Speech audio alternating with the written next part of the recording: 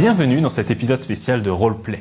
L'épisode que vous allez voir a été tourné en live au Japan Tour Festival qui se tenait du 24 au 26 février 2017. En raison des circonstances particulières du tournage, la prise de son n'est pas toujours optimale. Nous espérons que cela ne vous empêchera pas d'apprécier cette aventure. Pour respecter la thématique du festival, nous avons joué à un jeu de rôle japonais, Ryutama, traduit et publié en français par les éditions Lapin Marteau. Un grand merci à Steve Doffy qui nous a généreusement fourni les rushs pour réaliser cet épisode, ainsi qu'aux 4 joueurs qui ont accepté de prendre part à cette partie. On raconte que le monde n'est pas encore fini, qu'il est encore en gestation en train de chercher sa forme finale. Il n'est encore qu'un œuf, l'œuf des dragons. Ce sont les dragons des saisons qui veillent sur cet œuf et y insufflent la vie, et l'homme-dragon est leur messager. C'est moi. La coutume du monde de Ryutama veut que chaque habitant entreprenne un jour un grand voyage tout autour du monde. Certains de ces voyages attireront l'attention d'un homme-dragon qui va alors surveiller les voyageurs, les aidant par moments, leur compliquant la tâche, à d'autres, en les confrontant à diverses péripéties et dangers.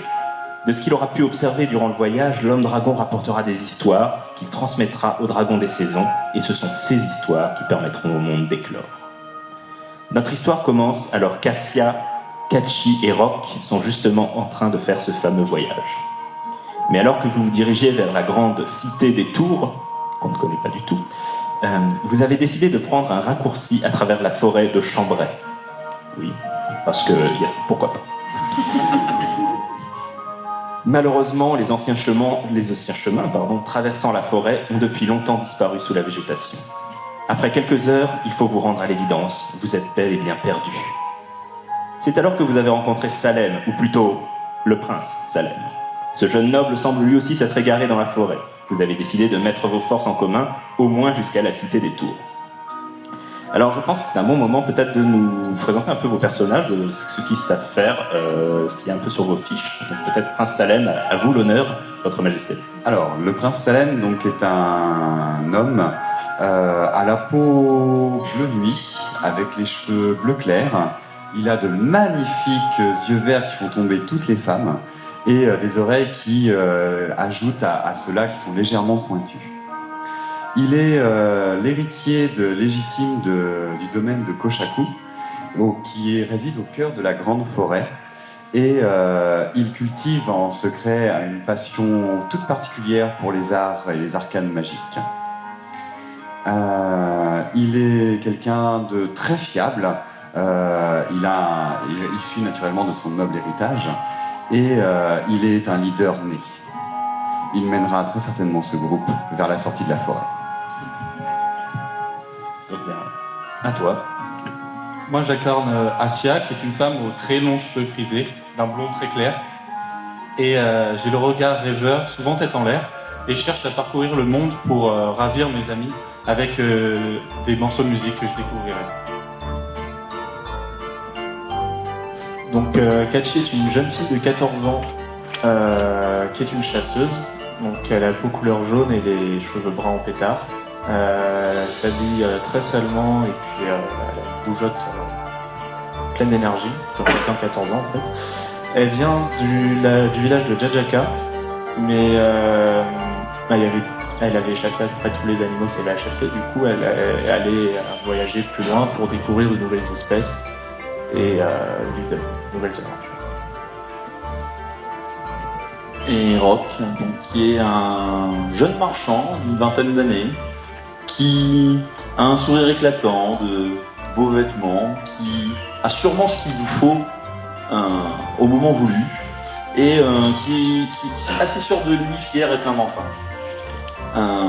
Il est assez grand et il vient d'un petit village, une grande ville bourgeoise qui s'appelle Sobaya. Mais faire des affaires dans une ville, c'est pas ce qu'il désire. Lui, ce qu'il veut, c'est parcourir le monde et mettre la main sur les plus grands trésors du monde pour pouvoir les revendre. Vous êtes actuellement dans un bois, la lumière filtre à travers les feuilles et vous entendez les oiseaux piailler dans les arbres. Merci. Vous allez donc devoir me faire un jet de déplacement contre une difficulté de 8. C'est un jet de vigueur plus agilité, donc sur vos fiches, vous pouvez voir à quel dé ça correspond. Alors, vous devez chacun d'entre vous faire ce jet. et essayez de vous dépasser plus vite.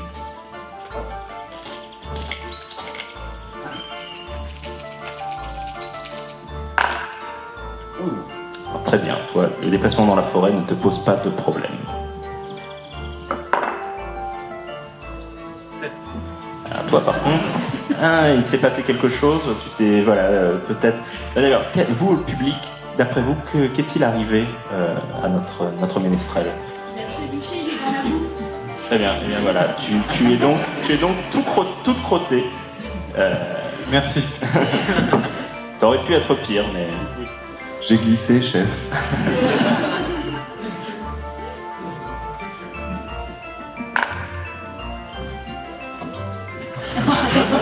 Alors, malheureusement, on dirait que la forêt ne réussit pas ces demoiselles, puisque même notre chasseuse a quelques difficultés. Donc pareil, je compte sur vous, public. C'est un petit peu hardcore juste pour un test de déplacement raté. C'est très vicieux. Mais disons qu'elle s'est foulée la cheville. De toute façon, si on est perdu, c'est ta faute. Moi, j'aime pas les forêts, je préfère les routes. Ah, j'en ferais bien. Ah bah non, ça marche.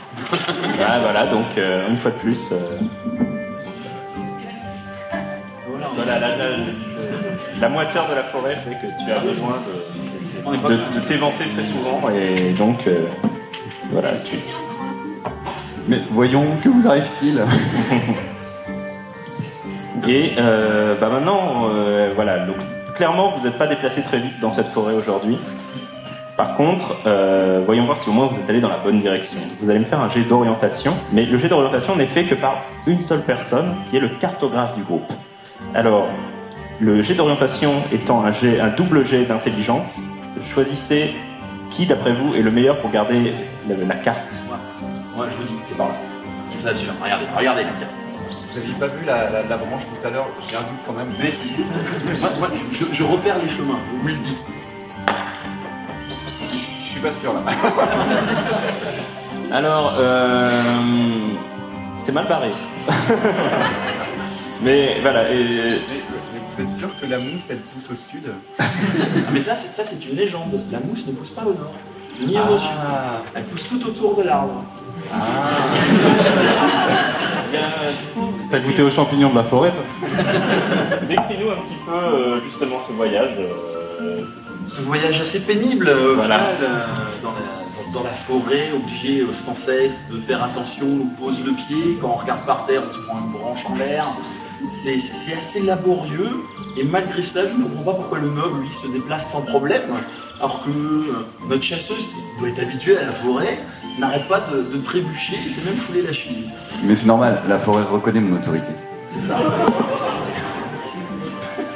Donc après une dure journée à voyager à travers la forêt, la nuit commence à tomber. Et bien, il va être temps d'établir le campement. Donc encore une fois, l'un de vous a la responsabilité du campement, pas la même personne si possible. C'est donc agilité plus intelligence. Qui se sent...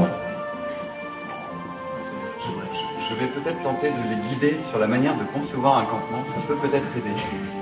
Ça fait 10 jours qu'on voyage sans vous, quand même.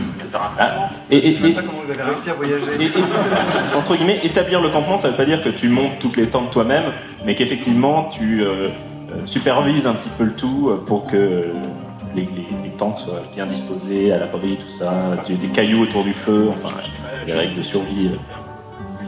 Donc c'est toi, Prince Salem, qui est responsable du campement. On va dormir en haut. Bon, effectivement. Et Vous avez dit que la branche est perpendiculaire, voire péremptoire. ce qui s'avère très, très net assez vite, c'est que malgré ses grands airs, le Prince Salem ne connaît rien au fait de camper en forêt. Merci, d'accord. Merci, Prince Salem. Il n'y a pas de chien. C'est un feu de camp, ce sont les serviteurs. Et la nuit, le bois devient nettement plus inquiétant. C'est à peine si vous distinguez les étoiles. Et vous entendez des bruissements tout autour du camp, trahissant les déplacements furtifs d'animaux nocturnes. Le ululement d'une chouette solitaire rythme l'obscurité grandissante, tandis que le vent fait doucement mugir les arbres. Soudain, vous vous réveillez en sursaut. Vous ne savez pas ce qui vous a tiré de votre sommeil, sinon quelque instinct ancestral. Faites-moi un jet de esprit plus intelligence.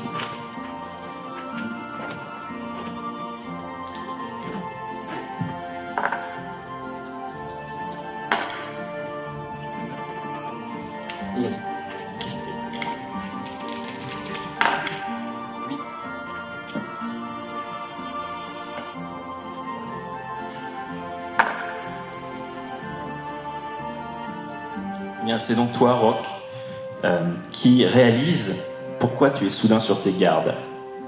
Les sons de la forêt se sont tus. Quelques instants plus tard, une vive lumière apparaît dans le ciel. Et vous la voyez se déplacer à travers les feuillages, perdant petit à petit de l'altitude jusqu'à ce qu'elle disparaisse derrière les arbres. Puis l'obscurité nocturne reprend ses droits, plongeant à nouveau la forêt de Chambray dans les ténèbres. Lorsque vous vous réveillez le lendemain, vous avez l'impression que tout ça n'a été qu'un rêve. Mais dans ce cas, c'est un rêve que vous avez partagé. Autour de vous, le bois est plongé dans une épaisse brume. Et pourtant, l'air n'est pas humide.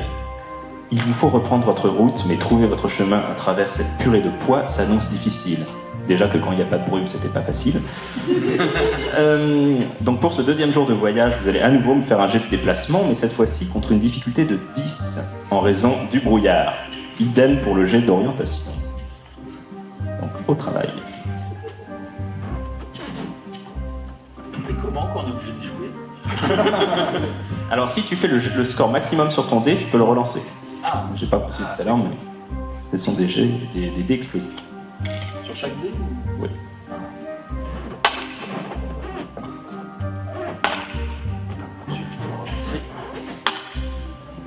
Ça fait 7.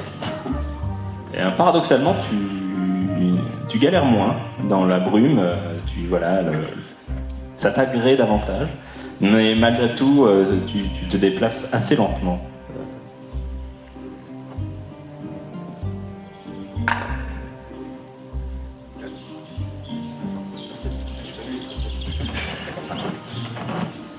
Ceci explique.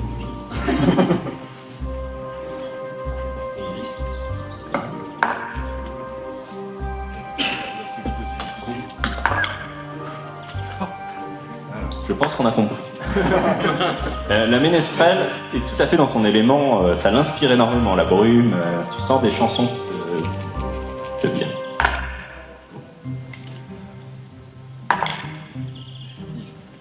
Et donc le prince Salem également se déplace sans difficulté dans le brouillard. Comme toujours, je l'ai guidé avec ma musique, donc c'est plus facile. Vous pourriez nous aider? La cheville foulée au lieu d'avancer devant. Ça n'empêche pas d'avancer. Et donc maintenant le jet d'orientation, donc à nouveau le cartographe, qui n'est pas forcément le même. Hein. Si vous pensez qu'il n'est pas un bon cartographe, vous pouvez demander à quelqu'un d'autre de s'en occuper. C'est intelligence plus esprit.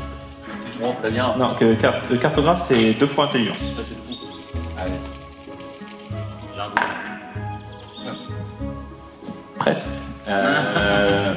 Mais pour être très honnête, tu n'arrives pas à savoir avec la brume omniprésente qui se répand entre les troncs comme un linceul blanc. Tu n'es pas certain de toute façon que vous dirigez dans la bonne direction. Même si c'était le cas, tu n'en serais pas sûr. Pendant plusieurs heures, vous marchez en direction de ce qui vous semble être le nord, probablement. Et faites... Alors qui mène le groupe déjà? Racontez-moi un peu comment. Qui d'autre que moi? Donc tu es devant, tu es en tête de file. Toujours. D'accord, bah tu fais un test de 2 fois agilité. Oh.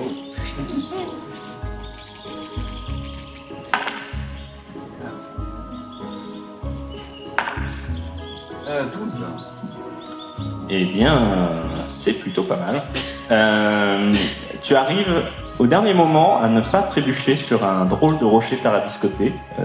Tu le repères suffisamment à temps pour ne pas mettre le pied dedans. Et tu l'observes de plus près et tu te rends compte qu'il ressemble étrangement à un écureuil. Tu regardes autour de toi et tu trouves plein d'autres statuettes de petits animaux. Ici, un hibou figé en plein vol. Ici, un ragondin. Une chose est sûre, l'artiste a beaucoup de talent. Tu as rarement vu des sculptures aussi détaillées. Effectivement. Finalement, vous débouchez dans une clairière. La brume est moins épaisse ici. Et vous remarquez qu'une faible lumière bleutée rayonne depuis un cratère un peu plus loin. Vous vous approchez du cratère, enfin j'imagine, si ce que je raconte ne vous correspond pas, n'hésitez pas à le dire. Et au fond de celui-ci, vous découvrez la source de l'illumination. C'est un petit être humanoïde aux ailes de libellule, et dont le corps semble entièrement drapé de lumière. Vous avez entendu parler de telles créatures dans les contes et légendes des habitants de la région. C'est une sylphe, une créature appartenant à ce peuple magique que l'on nomme les fées. Elle semble inconsciente. Est-ce que je connais les us et coutumes de ce peuple au travers des légendes qui ont été contées par nos chers amis ménestrels? Alors tu as, je crois, la compétence érudition que tu peux utiliser.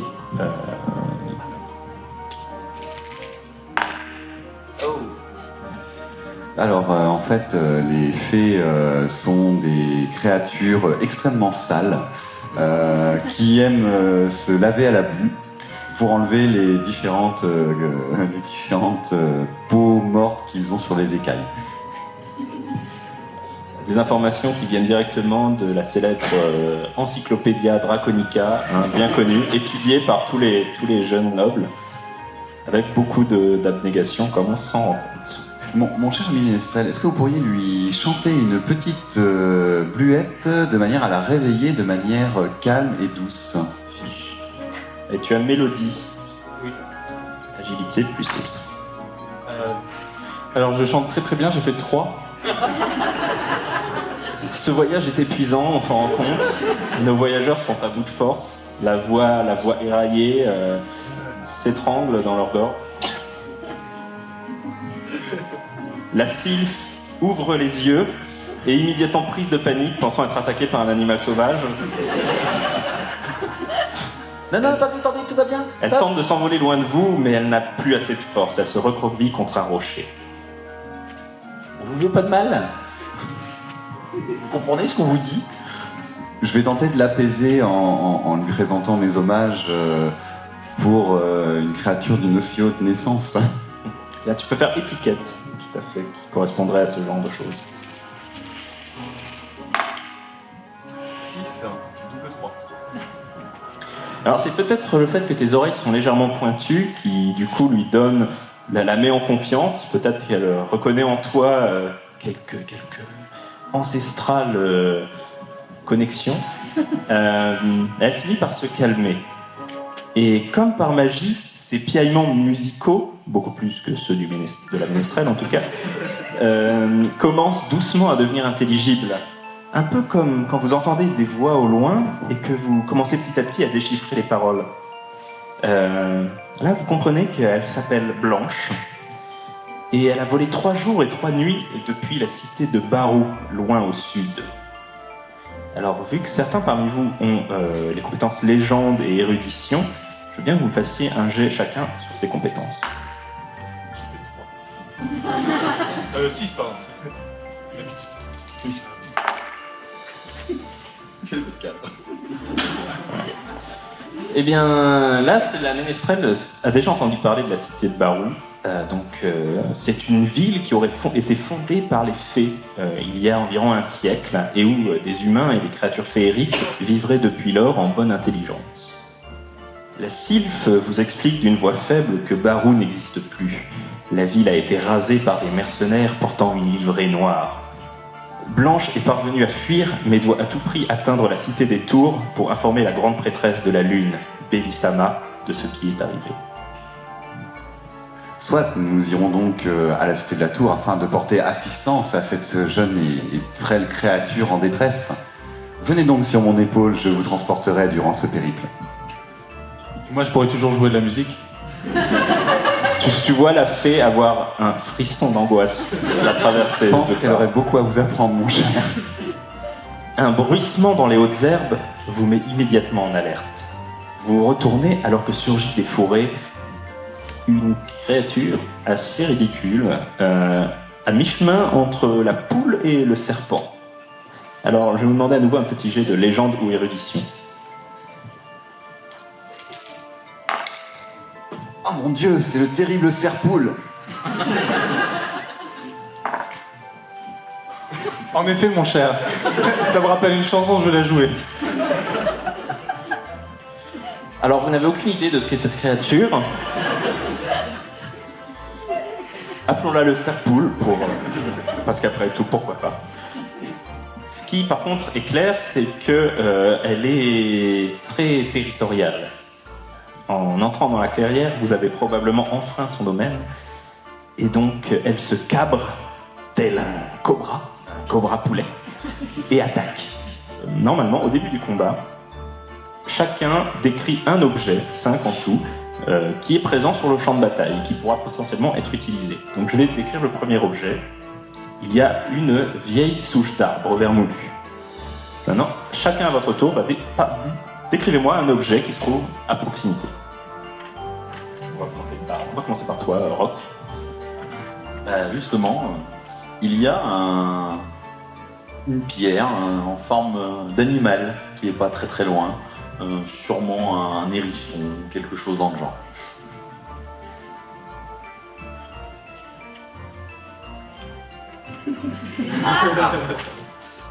Je peux demander l'avis du public. Ouais. Je veux bien l'avis du public du coup, ou le 50-50. Ouais. Il y a une flaque d'eau, très utile pour faire des trucs. Je ne sais jamais quand ce genre de choses peut devenir utile. Est-ce qu'il a peur de l'eau? Est-ce qu'il peut y avoir un piège à ours?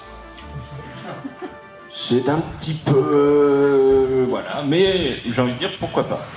Ben voilà. Par contre, il est possiblement trop vieux et rouillé pour servir à quoi que ce soit. Oui, d'accord. Il y a une vieille tante. Et je ne parle pas du membre de la famille. Ok. Donc, eh bien, pour faire simple, la créature, le serpoule, va jouer en premier, pardon, et ensuite on va faire dans l'ordre des aiguilles d'une montre. Alors, donc le serpoule attaque le prince Salem, principalement parce qu'il se trouvait là, devant. Et donc, vu que c'est vous qui avez les dés, est-ce que tu peux me lancer un D6 et un D4 s'il te plaît? Là, je vais faire le maximum possible. Alors, le 4 il faut. Ce qui nous fait 8. 8.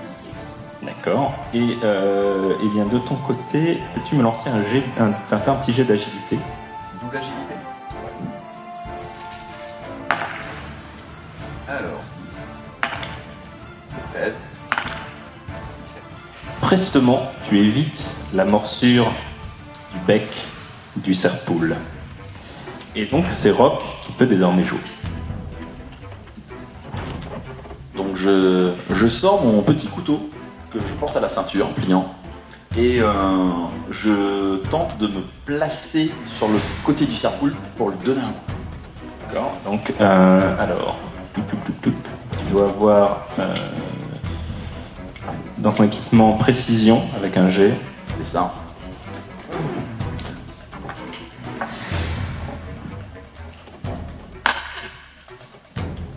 Donc ça fait 8. Est-ce que tu peux me lancer 2 des 4 s'il te plaît? On va le relancer. Je galère un peu avec mes fiches en pensant. 6. Et tu as fait 8, c'est ça? C'est ça. Eh bien, tu arrives à égratigner le serpoule. Donc c'est ton jet de 2 dégâts. 0. Et malheureusement, les écailles, de la créature sont trop épaisses pour que tu arrives. À part lui enlever une ou deux plumes, tu ne fais rien de... Tu n'y infliges aucun dégât notable. Mais cette bête est invulnérable.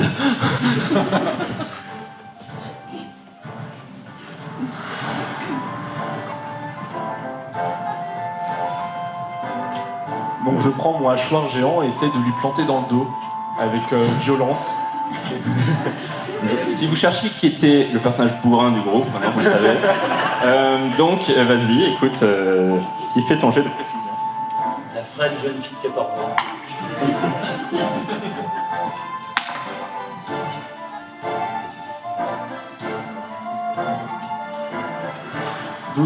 12. Ben pareil, lancez-moi 2 des 4 s'il vous plaît.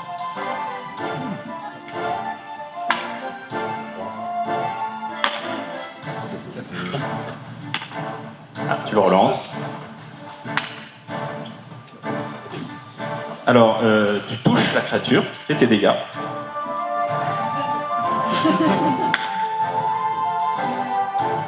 Tu lui infliges donc 6 dégâts.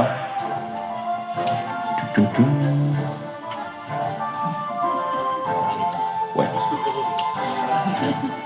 Donc, c'est à la ménestrelle désormais d'agir. Donc, la créature pousse un caquettement de défi, se replie sur elle-même, mais la rage, la folie se lise dans ses yeux de poule. Vu que ma musique elle avait l'air de faire plus de mal que de bien, j'hésite entre chanter la musique et sortir mon mousquet. Mais finalement, je me déplace, je sors mon mousquet et j'essaie de lui tirer dessus. D'accord.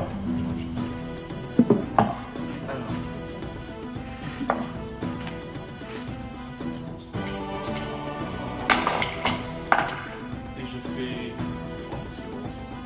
Et on lance. 11 moins 2, 9. 9. Eh bien, lancez-moi à nouveau 2d4, s'il vous plaît.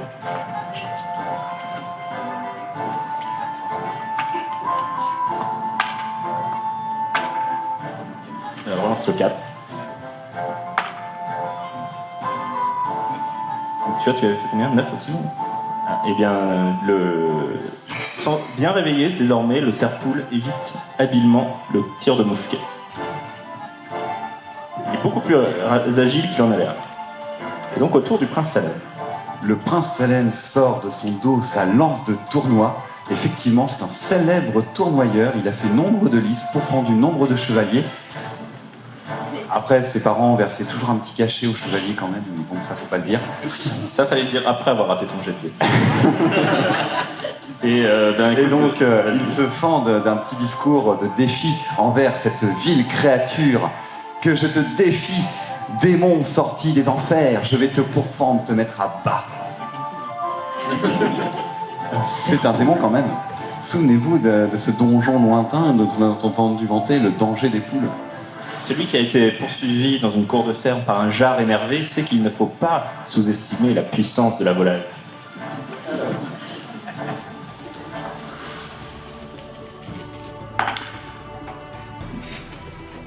Tu peux lancer deux fois le D4, tout n'est pas perdu.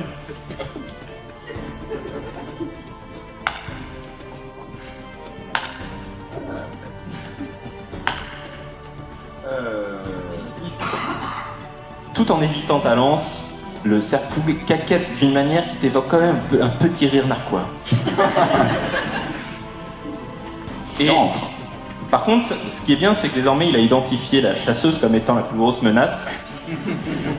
Et il décide d'attaquer. Donc, lancez-moi un D6 et un D4, s'il vous plaît. Et toi, tu pourras faire un jet d'agilité.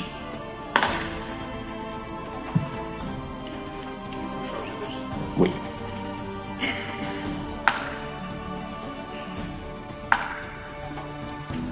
Je pense qu'il est assez clair que là, la chasseuse est dans son élément. Elle danse littéralement avec le cerf-poule et évite son coup de bec. Eh bien, c'est à nouveau à toi, Rock.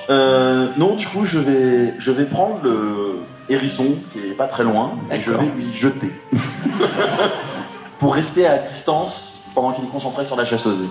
Alors, est-ce que tu as une compétence qui va bien ou bien juste tu utilises ton agilité Juste mon agilité naturelle extraordinaire. Donc, par contre, tu vas du coup lancer un seul dé car tu n'as pas de compétence qui va bien. Il n'y a pas de compétence lancée de l'émission en statut. Eh ben, ça me porte chance. 9.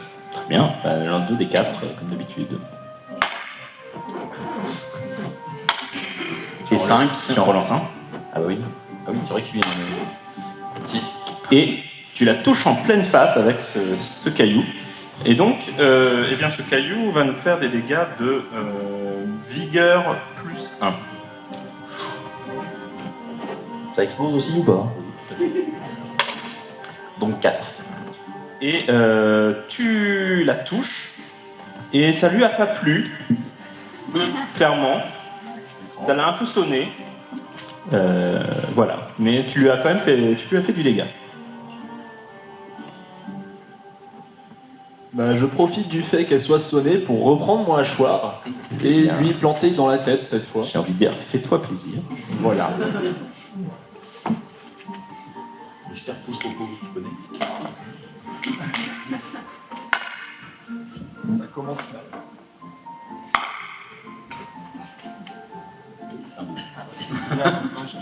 Donc d'accord, eh bien, toi, tout n'est pas encore perdu. Lance les D4, puis on verra. J'ai fait 2 là. Tu as fait trop. Ah, t'as moins de main? Ouais. Tu peux relancer une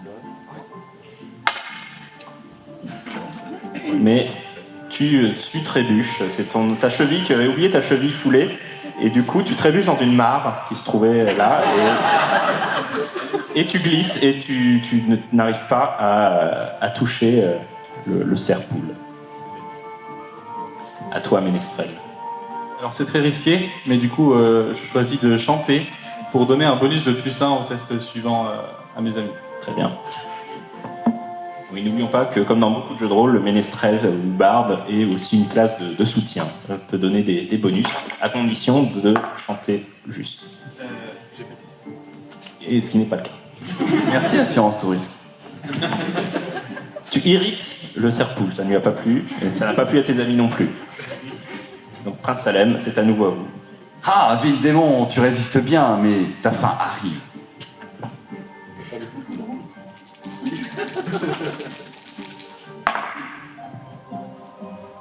Neuf. Pas mal. Lance les D4. Oui, normalement, c'est le MJ qui lance ça, mais je suis un peu à court de dés de mon côté. 5. Tu touches, magnifique, fais tes dégâts, qui sont vigueur +1, si je ne m'abuse. Exactement. 2. Je pense que l'absence de commentaires serait le plus... Tu égratignes le cerf-poule, tu lui fais perdre à nouveau des plumes. Je ne l'égratigne pas, je lui mets mes initiales sur les écailles. Voilà. Donc, tes initiales ressemblent à une sorte de L tordue. Non, ça fait un PS. Et donc, le cerf-poule attaque à nouveau. Vous pouvez commencer un D6 et un D4.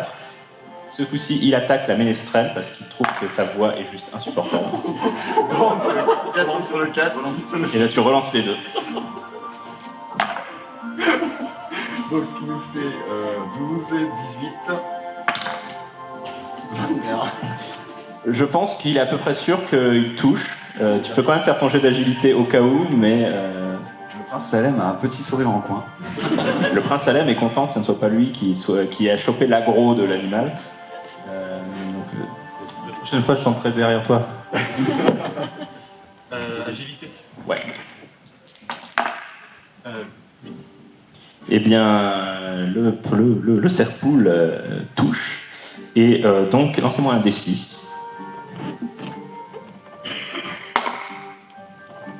Tu te prends 5 dégâts et 6 dégâts supplémentaires, car là où le bec de l'animal t'a pincé, tu vois ta peau qui commence à se solidifier et à se changer en pierre.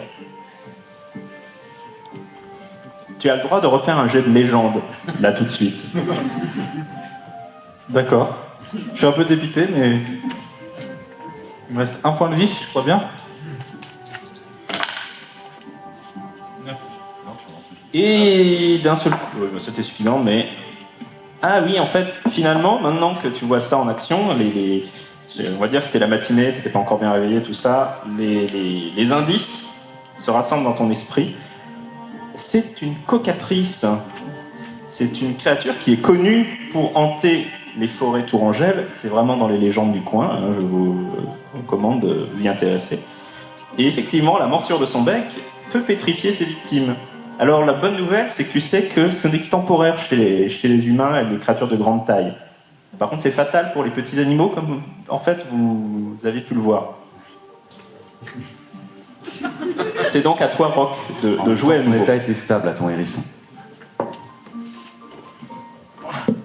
N'ayant plus de hérisson sous la main, et ne pouvant pas lancer le ménestrel. Il y a une feuille d'eau aussi. Oui, mais il est dedans. Mais je vais attaquer avec mon superbe couteau.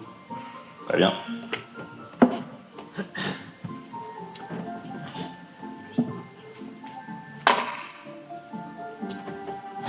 Donc 5, c'est bien parti.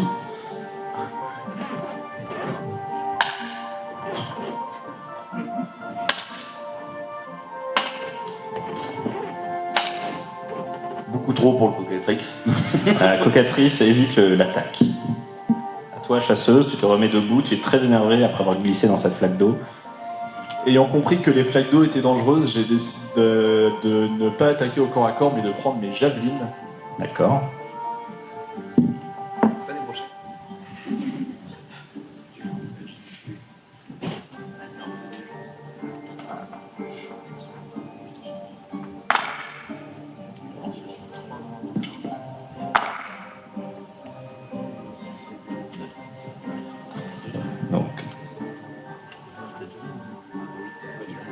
9, très bien. Lancez-moi les D4.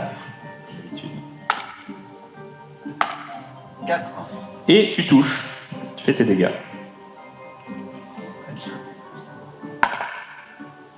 2. Et bien que tu ne lui infliges pas de dégâts, la javeline la frôle de très près. Et avec un caquettement de défi, ayant apparemment décidé que vous êtes trop coriace pour elle, la cocatrice va en retraite dans les buissons. Elle ne vous dérangera plus. Ah, fuis, ville créature! Blanche est trop faible pour continuer à voyager par elle-même, donc vous la remettez sur votre épaule et vous reprenez la route.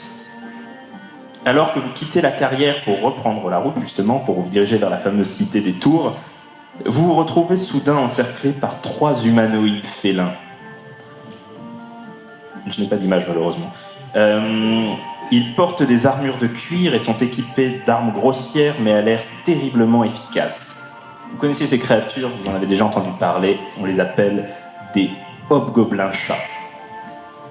Fais un test d'érudition, Prince Salem. 6. Alors, en tant que noble, tu connais bien les hobgoblins-chats. En fait, ils sont souvent recrutés comme mercenaires. Ce sont des combattants entraînés et il ne fait aucun doute que vous ne faites pas le poids face à eux. Déjà, vous avez du mal avec une seule cocatrice. En même temps, ils coûtent pas cher, on les paye en herbe à chat alors. Le chef de la troupe, un gros matou au poil noir, à l'œil voilé et au museau couturé de cicatrices, feule dans votre direction. Oh, miaou.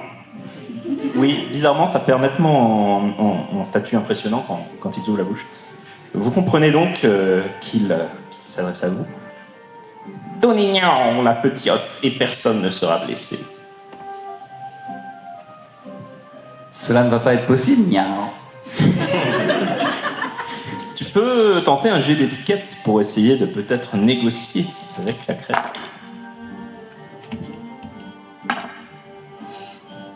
Eh bien, cela nous fait 13. Tu fais valoir ton statut de noble et l'argent de ta famille, et tu fais une offre. Que vous ne pouvez pas refuser, nian. Oh, miaou, grogne le matou noir.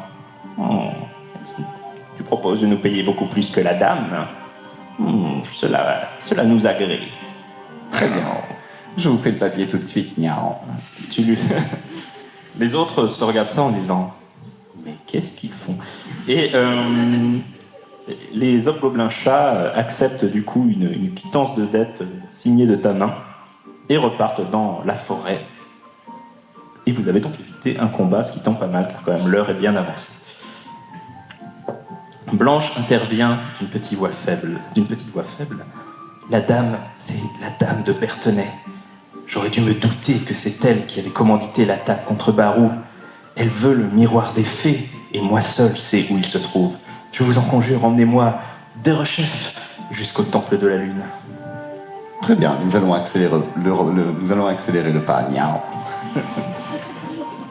Comme en réponse à la prière de Blanche, la lune est haute dans le ciel lorsque vous émergez enfin de la forêt de Chambray.